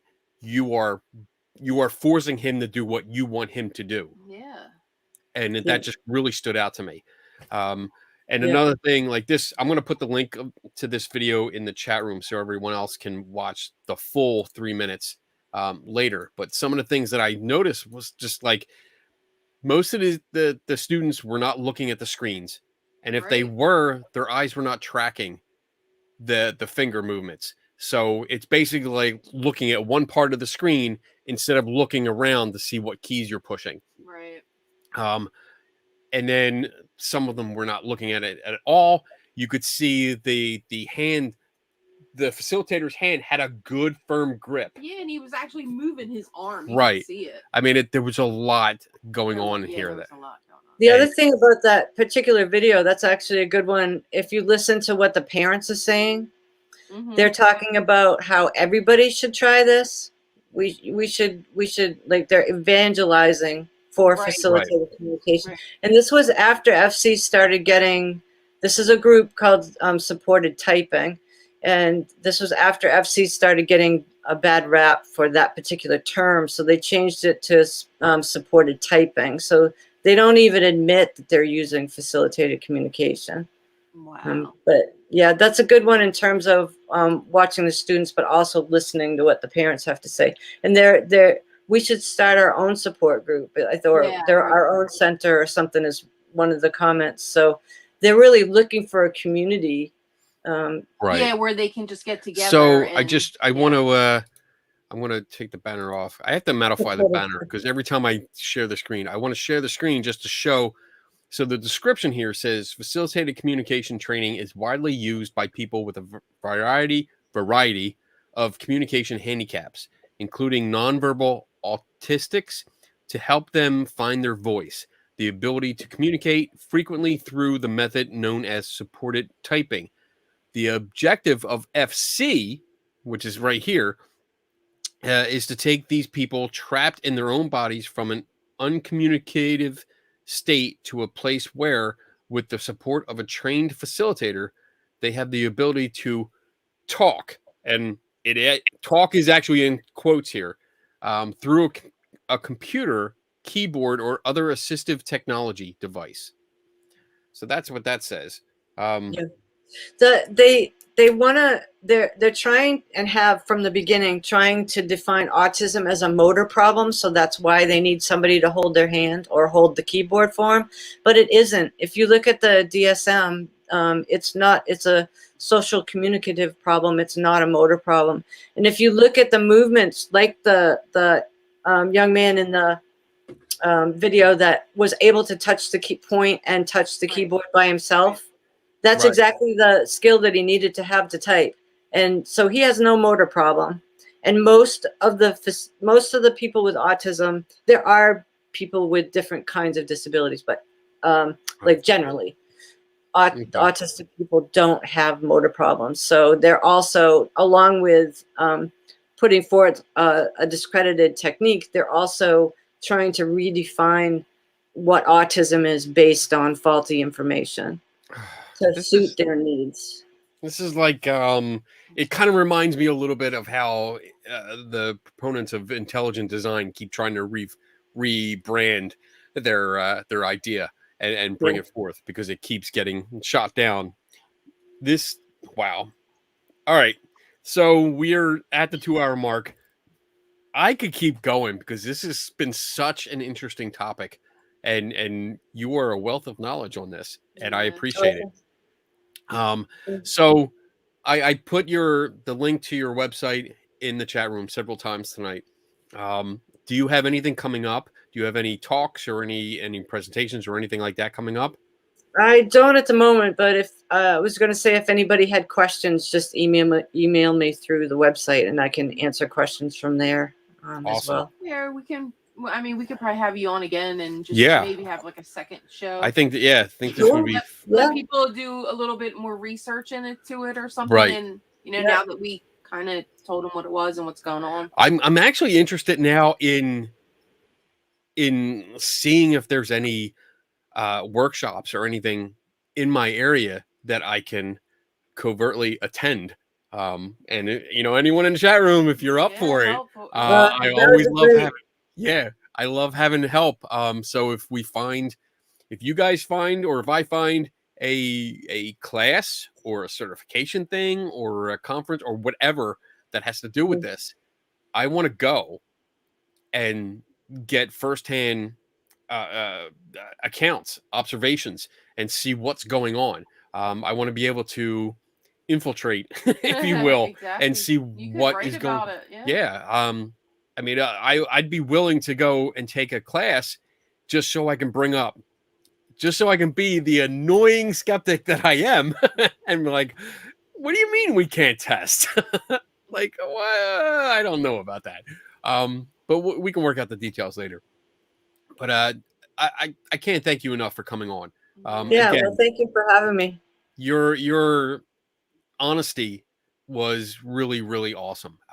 Just coming out and telling your story, and all the details of the story are just shows how heartbreaking this thing is, and I'm glad we were able to do this topic and cover it and talk about it. A little bit of awareness. Bring it to the audience and make great questions too. Yeah, I appreciate the good questions.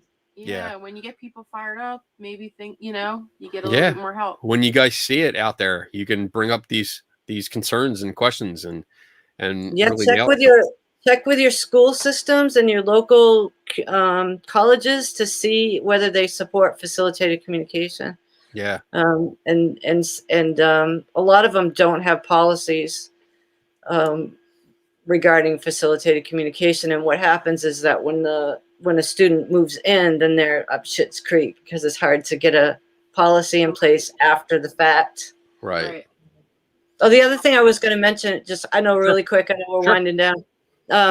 There are 20 major organizations that have policies opposing facilitated communication, which the FC people totally ignore, including the American Speech Language Hearing Association, American Psychological Association, and they're all listed on our website. But it's just a point where they're just ignoring all of the evidence, not just a little bit of it. Right. And I found that as doing the research today, going through it, I found a lot of statements just opposing it, saying, no, this does not work. It's been thoroughly discredited. All the tests, everything have shown it doesn't work. Yeah. So, I know. I just want to reach out against well, but what keeps, I would love not to ever talk about this ever again, but what gets me fired up is we're still getting messages through email, like, help, can you help me? I've been falsely accused, or, like the spelling to communicate, or trying to get it into the school system. So there's court cases going on. And once in a while, this has happened. It doesn't happen often, but once in a while you get a facilitator saying, oh, I saw your video, or I saw your website and I decided to look into it, and I've stopped using facilitated communication. So all of those small victories are, they add up after a while. Yeah, I mean, sooner or later, maybe somebody will start listening. Like, they're the ones that are, But when you think about like how you can totally destroy someone's life by using a child, using them You're like, oh, well, I'm gonna help you communicate with the world, and this person pissed me off, so I'm gonna say that they abused you, and there's nothing nothing that the student can do. There's nothing. Oh my God, those people should be thrown in prison forever. Oh, I'm so pissed off now. I need a breather. I've done my job then. Yeah, yeah, you got Kenny fired up. Oh, I'm so angry about this. Like, I know. oh, I shit. know. All right. Thank you so much. You are welcome. To the Thank people you that- so much like for that, coming and- on. yeah. You have kept everyone interested, and everyone has had a great time, great night, and I mean, the comments are they're great. Right. They Yeah. can't believe everything they've heard. So you have the resources now. Go check it out. Go read up on it. Spend a couple hours and read up, Yeah. educate yourself. Let And, me know if you think of other questions. I'm happy to, or if I don't know the answer, I probably know somebody who will. So awesome. All right, Yep. you hang on for a moment. I'm going to play our ending video, or I have to, actually, you stick around because I have to do the announcements. We have announcements. It's actually going to cut off you a little bit. We have Squid Bob's announcements. Can you shrink the pictures I down can to see shrink. that? Can I do that? Well, no, it just makes it bigger. Oh. See if I do that. There you go. I'll just put you on the side there. I just All move right, over. so Squid Bob's announcements. First and foremost, if you like what I do, you can always go to patreon.com/KennyBiddle and become a Patreon to me. There's different levels, and you can figure that out. And there's a couple behind the scenes things there, and I usually like share stuff that I don't share publicly because it's embarrassing, especially when an experiment goes wrong. That's what I like to share. It's a couple of headless statues and stuff, but you have to subscribe to be a part of that. So what's coming up is every Saturday I do another show called Three Tortured Souls. That's at 8 p.m. It's kind of messed up on there. Yeah, it is. Weird. I have to fix that. 8 p.m. Eastern time, and that's Saturday nights, and I do it with Tim Vickers and Dave Schumacher. Tomorrow, I am in charge, and we are going to talk about the Amityville case, which it should be interesting. We'll get into some of the history and all that kind of stuff.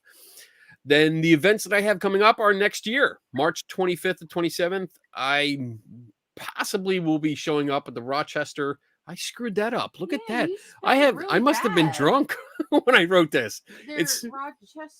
it should be Rochester Winter Parafest. I don't know how I messed that up.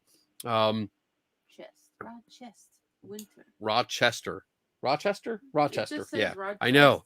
But I should be up there. July 23rd, we were just invited, both myself and Lucky TQ Creations by Donna Biddle. I'm feeling good. We're going to go back to the Para Unity Expo in Woodbridge, New Jersey. That's July 23rd. We were just notified that we're going back. We were invited back, so that'll be fun. I'll have my Skeptical Help booth set up. The only skeptic at the conference, so make sure you come out and try to heckle me. I can hold my own. August 19th to 21st is the Gettysburg Battlefield Bash, which is something that we love to do. It raises money for Pennsylvania Wounded Warriors and kids with cancer. So that's a good one. I am also the only skeptic that shows up at that conference. And then I know in, October coming up next year is SciCon, which has been canceled the last 2 years. So hopefully I'll be there for that. We'll see what is going on with that. So with the announcements done, everything is done. I want to say thank you one more time to Janyce. I appreciate you coming on. My pleasure. For everyone else, have a great weekend. Enjoy it and be safe and learn something and all that stuff. And remember, never stop learning. And I'll see you next week.